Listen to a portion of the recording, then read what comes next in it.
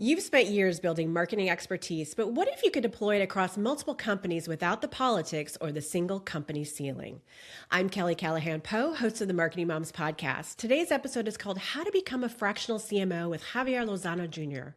Javier is the founder of Boulder Media Company and a fractional CMO with 20 plus years of experience turning marketing chaos into revenue driving systems. He launched and sold his first business during the Great Recession, then scaled a tech company from 1 to 20 million plus in under 4 years. Today, he partners with B2B companies to build the marketing frameworks, positioning, and demand generation systems that create predictable growth. He's also the co-author of an Amazon best-selling book and hosts the Predictable B2B Growth podcast. Welcome, Javier. Thank you for having me, Kelly. Really excited about this. I'm happy to learn about this because this is a topic that I've been curious about myself because it's an area to explore where a lot of marketers who are mid or senior executive who want to kind of move into post corporate. So for people who've never heard the term, how do you explain what going fractional actually means? There's a couple of ways on how you can look at it, but the biggest thing is that you are essentially getting a leader that strategically is going to bring what they have done over the past several years, but you're not going to have them on full time as a full FTE, if you will. And so this is a great solution for companies that are possibly like in a way of like they don't want to invest completely into like a true CMO or true CFO, if you will. But they want their knowledge, they want their strategy, and then more importantly, they want to know that they can have someone come in and execute it quicker. Because if they bring in someone more mid-tier, it could take a little bit longer, and then you have the less commitment. You don't have that like full. You have to pay them like the full salary, the benefits, all those other things. So it's more of the strategic side that they bring to the table at a fraction of the cost in a fraction of the time. And so how would you say this is different from a marketing consultant or hiring an agency or just, I mean, I understand hiring a full-time marketing leader and the additional cost for that, but how would this be different from hiring as a consultant, for example? I think they're really, really different because a consultant is not going to be really embedded into the leadership team. A fractional CMO is going to be embedded into the team. They're going to be in the leadership meetings on Monday mornings, if you will. They're going to be, reporting the wins and losses of marketing. A consultant is going to probably be coming in, like kind of telling you what to do. Like, here are some things that you should probably be doing. And then they just kind of walk away and expect you to do that. An agency on the other side of it is going to be more tactical and execution. And so you might hire an agency for, SEO, or you might hire an agency to run Google ads. And those are great. Those aren't bad things. However, what you really need is you need a strategy that is led by someone that has done this before. And then they either know how to pick the right kind of agencies or the right type of support to execute. Some other fractionals are able to actually execute as well too. So like, as an example, if you're going through a branding and positioning kind of strategy and building that out, a lot of fractionals should be able to know how to do that so they can actually do that themselves, as opposed to bringing somebody like an agency to kind of build that piece. But they may not be able to do the ads because that is a kind of a tactical lever that you got to pull. And that's kind of the biggest differences in how I look at it, is that a fractional is going to come in with a strategy and they should be able to execute a lot of these options. And the consultants are going to be kind of like more of like ideas and concepts and then step away. Agencies are going to be more tactical and getting in there onto the nitty gritty, if you will. So what sort of companies do you think hire fractionals? Is it more of the startups and the younger companies versus, the larger companies that have a lot more resources? I think it's a variety. I see it across the board where there's some fractionals that are getting embedded into like pre-seed, or like they've got a little bit of like product market fit. They've got, some momentum going, very founder led. So the founder is like, getting some things going, like they're getting meetings, they're booking calls, they're doing some sales, they're scrappy, but the founder is so in the weeds that they don't have time to step back and be strategic. And so has nothing to do that they can't do it. It's that like they're trying to make some money out of this thing, And so that's where I see sometimes where it works very well, where the founder's like, okay, I'm doing great. We've got some momentum going. I need a strategist that knows how to run this playbook or build a custom playbook for our team. So that's one spectrum. Another one is where there's like misalignment between sales and marketing. So they've already kind of grown a little bit. They're scaling at $2, $3, $4 million a year, et cetera. They're growing at, maybe not at the hockey stick kind of approach that you see for a lot of tech startups, but they're growing, they're scaling. But what's going on is like sales and marketing aren't really aligned. They're having a hard time creating more predictable pipeline, where it's just like, how do we create more predictability? Like we've got these things that are working, like people are finding us and they're buying, but like we can't we can't forecast revenue. And so what's happening is that these companies are kind of like in these tipping points, or they need a bridge to get to that next level. So if you want to put like dollars to it, I would say anywhere from about $1 million to maybe about 15 or 20 million. But I would also argue that even above that, there are some great opportunities, because it doesn't mean that if you have a VP of marketing or a CMO that they're not doing well. This other fractional can just bring another perspective that you're not aware of. And they can kind of be another sounding board, if you will. So I don't want to kind of like pigeonhole it that's only for like $1 million to 20 million. But what I'm saying is that those are some of the signals that you can kind of find that gives you an opportunity to be like, I could possibly come in and help you. As an employer, how do you find fractional CMOs? I mean, are you finding them mostly word of mouth or through LinkedIn? Because that's got to be tough to find ones that have the experience. Yeah, I mean, there's different ones. I mean, for myself, I'm looking at networking and essentially finding my way to start talking to more leaders, CEOs, founders, sometimes like even COOs and CROs. So that's one part. So either it's a networking event or it's me networking on LinkedIn and having these kind of meetings that are just kind of allowing me to kind of introduce myself. Other times there's going to be opportunities where like PEs or VCs, or if you have the right kind of connections there, because they have a portfolio and they're going to want their portfolio companies to be doing well. If you have the right connections there, you could obviously make introductions and they can give you some inroads to kind of help other companies at a like one-to-many of approach, if you will. So those are kind of some of the ways of kind of getting into it. But other times it's just truly your network. It's getting into your network and letting people know, that, hey, I've ventured into the fractional world. This is what I'm doing. If you have any questions, I'm happy to kind of answer that. And that's kind of how I've gotten some of my early successes as well too, is really just kind of diving into my network and just letting people know what I'm doing now today. So it's just I'm not going to say this one way of finding a fractional. It's different ways. And in marketing, you don't just have like, one trick pony kind of strategy that's going to get you to succeed in your strategy that you're trying to launch. It's these different little things that you're putting out there, and every little piece of bait is going to help kind of bring those opportunities inbound. Got it. And so for a marketing executive who's considering this path, what do they need in place before they can go fractional? How do they position themselves to be able to get a fractional position? Yeah, so I would say a few things. I think some of us have to take a step back and say, like, do you really want to be a fractional? Because this is the challenge that a lot of us kind of have to think about, is that it's not just like doing marketing and that's it. You're also doing business development. You're also doing sales.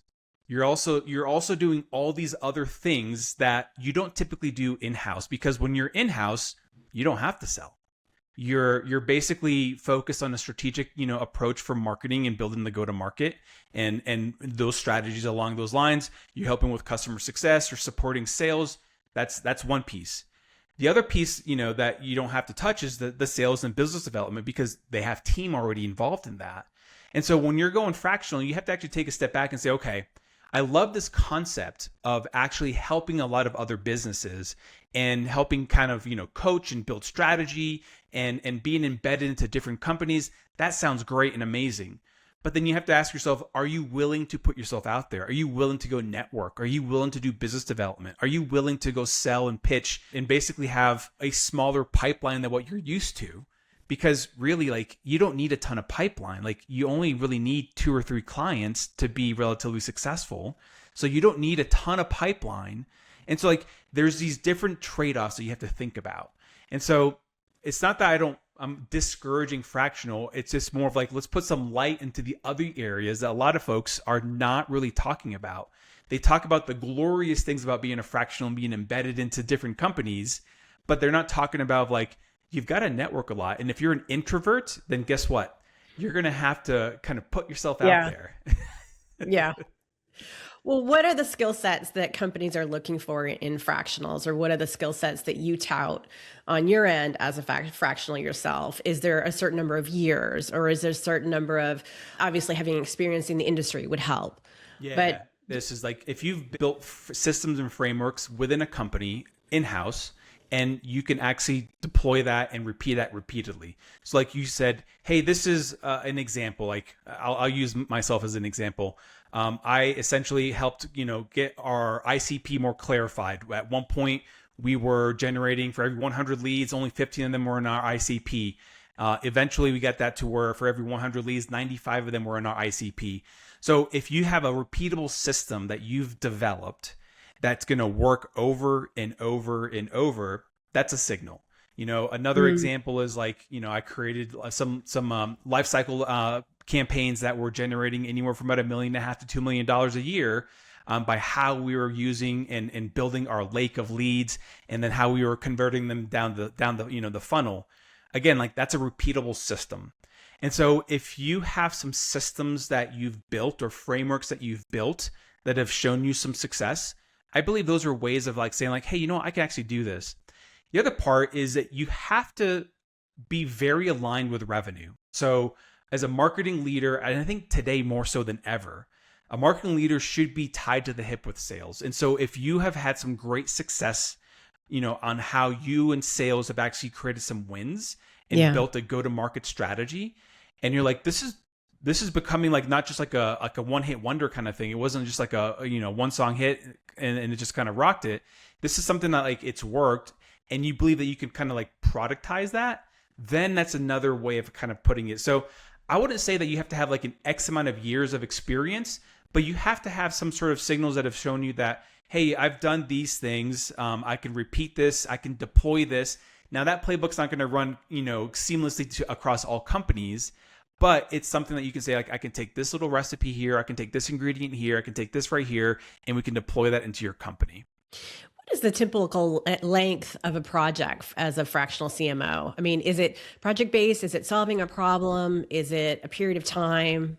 The answer that everyone hates in marketing is it depends. Yeah. So like everyone always asks you a question in marketing is like, well, it just depends. And I think it kind of depends on this one because every engagement's a little different. I do think that you do need to have a set product of like, this is how we start engagement. This is how we continue engagement. This is what offboarding looks like. You should have that kind of like pre-planned. And so I'll kind of paint the picture and then kind of like say, but you're going to have to also be flexible because some clients might only need you for a project and then realize that they're like, you know what? You crushed it on this project. We need you for strategy now. Yeah. So like, don't be married to one or the other because some projects open opportunities to full-time retainer, not full-time, but more like retainer type base. So this is kind of how I would look at it is some clients might come in and they need to have an overhaul. And so you might go in and kind of do like a 360 analysis or a go-to-market audit on their entire business. That takes 3 or 4 weeks. You have to analyze everything from like their go-to-market, what they're doing on their website, interview customers, interview current team members that are part of like the revenue part of it, go through their HubSpot. You're analyzing everything. So that right there, you got to pay for because like the thing is like, I'm pretty sure no one has done that. So that's one engagement. Other times it could be a workshop where you sit down with a CEO and maybe like a couple of other leaders and you build a playbook together. And so you can do a workshop in a half day or a full day. That seems to be really great for some CEOs because it's a one-time expense. They get a playbook, they get some assets out of it, and either they can hire you to basically execute the playbook or they can have someone internally to run that playbook. And so there's a couple of options on how you can go from there. So like I'm not going to say an easy inroad, but it's a way for a CEO to kind of say like, yeah, this makes sense because I get to test you for a little bit to see what you're able to do. We get some deliverables out of this and we go from there. And then as far as engagements, I would say on the minimum, probably 6 months. And then from there, roughly 12 months. And so this is going to be where I look at it as like, you're going to be heavily engaged the first 2 or 3 months because you're executing a lot of these strategies that you've built out. So you're going to be really in there working maybe 10, 15 hours a week, so just to kind of get an idea. And then eventually, as things are running, you're going to start kind of offboarding yourself a little bit, because you don't have to be in there full time, or fully engaged at all times. And so you might say, we're going to be hiring Joey to be running this strategy. They're more of like a mid-market kind of or mid-tier marketing leader. They can help with this. And so you can help with like either bring somebody in-house to start managing that, or you train someone that's already in the team, and eventually you kind of offboard yourself. And so what I love to tell CEOs is like, my goal is to work myself out of a job. And that's exactly how we want to approach it, is that you want to have something that gets you in the door to kind of build some credibility, build some momentum. You want to be able to execute on what you've built out. And then you want to be able to offboard yourself so that the CEO is like, okay, I don't have to pay you all of this money, for a long time, like I would do like a normal true CMO. And so that's kind of the way I approach it. And to manage expectations, obviously, initially, the majority of the work is in-house. You have to physically go into the office. I've not gone into an office as a fractional and be like in their meetings. I'm doing all my conversations, Zoom or Google Meets, etc. So you don't have to be in there. Okay. The thought that you have to be like always in those situations, I'm not saying those are bad, but like there are moments where like I talk to some leaders that are like, well, we want somebody that's like, in Dallas, or, I'm in Denver. I'm not going to be going to Dallas. Does that mean that you'll never go there? Not necessarily. Like, does it mean that maybe you go there for quarterly meetings? That's a different conversation. So like you can probably do something like that, but going in, into the office and being into the team, I don't necessarily think that's something that you have to think about, just because we've really, since COVID, like have gone into this more of a, working from home kind of approach and just kind of working autonomously in those areas. I really think that's actually better, because these fractionals are going to bring strategies and ideas that they've seen from other of their clients, or what they've launched from previous, engagements, and they can implement that to other companies as well too. It's hard to do that whenever you're localized in one area. So based on some of the things that you talked about, you mentioned, for example, 15 hours a week up front. Are you saying then that you could do 3 fractional positions at the same time, for example? Yeah. So that's kind of where like the sweet spot is like, if you can get between 2 and 5 fractional engagements, that's kind of where it's at. Now, if you're at 5, you're not doing 15 hours a week for all of those probably. Yeah. You're probably doing a little bit less. You're probably doing like 3 to 5 hours a week or something like that. But where I'm getting to is it depends on how you want to kind of like set up your fractional services. But 2 to 3 at 10 to 15 hours a week is a very sustainable thing. What I do think that you want to also consider is putting time aside to do that business development like I talked about. So what you don't want is, you don't want 60 hours of doing fractional, and then when are you going to start building your pipeline?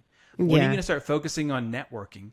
And so you need to make sure you allocate time to do a little bit of both. And so that's kind of, one way of looking at it. The other thing to think about is that you don't want to bring on new fractional engagements all at the same time. So like if you've got 2 prospects that you're talking to and they want to sign up on April 1st, you're going to have to either start one April 1st and say, hey, I've got someone starting literally now.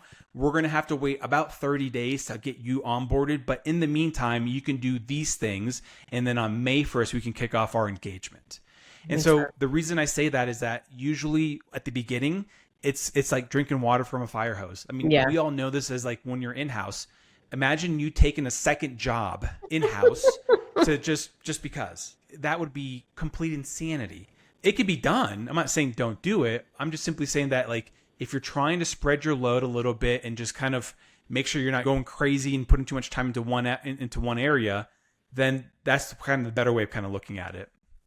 So a lot of our listeners are experienced marketers. Why is right now actually a great moment to consider the fractional path? The market's really weird right now, as we all probably know. And when I look at fractional, I look at it as a couple of things.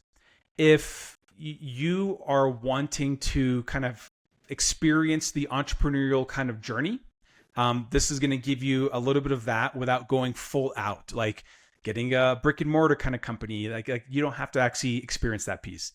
But I really think that going into fractional right now is being more accepted by a lot of leaders because they're realizing that they don't really have enough work, or they don't really need a full-time embedded CMO or VP of marketing in their company. And so instead of just hiring a marketing director and hoping that they're a unicorn, and this is not knocking a director, like we all have to go up the ladder. We all have to work our way up. but they don't necessarily have the experience of like building a true go-to-market, building the systems and frameworks. They probably are great at like running campaigns and stuff, and that's fine. But, sometimes like some of these leaders are like, we don't have the budget. And on top of that, like this is becoming more of a common thing. Like we don't necessarily even have to have someone full time, but it would be great to have somebody for 12 months to build that foundation. And as they build that foundation, we can then bring somebody in that's going to be successful at what they've built because that foundation has been built. And that's kind of where a fractional really thrives, is building that foundation. So a lot of the times what I'm experiencing is that some leaders are becoming more open to the idea of bringing in a fractional and then knowing that they can offboard this person and then bring somebody in-house that's going to be successful hitting the ground running, as opposed to like, all right, Tommy, here's the keys, figure it out. And then they're going to get, turned over in about 6 or 12 months because not everything's working correctly. Anything else to add as advice for people who want to start the path to become a fractional CMO? I would say if this is something that you're looking or exploring, a couple of things is, number one, start now. Don't necessarily jump ship and actually become a fractional tomorrow, but start building your network. Start actually putting yourself out there. Start talking to people. And you don't necessarily even have to say to them that you're doing fractional work. But what I'm getting to is that like you need to start going out there and building your network and talking to folks and introducing yourself to other people and seeing who else you need to be talking to. So get out there so that whenever you do start making that transition down the road, you have a network of folks that know who you are, what you've done, how successful you've been, what industries you're focused on, what you're looking for, those sort of things. The other part is that eventually you want to kind of start working your way into that. So maybe you take one engagement and that's it.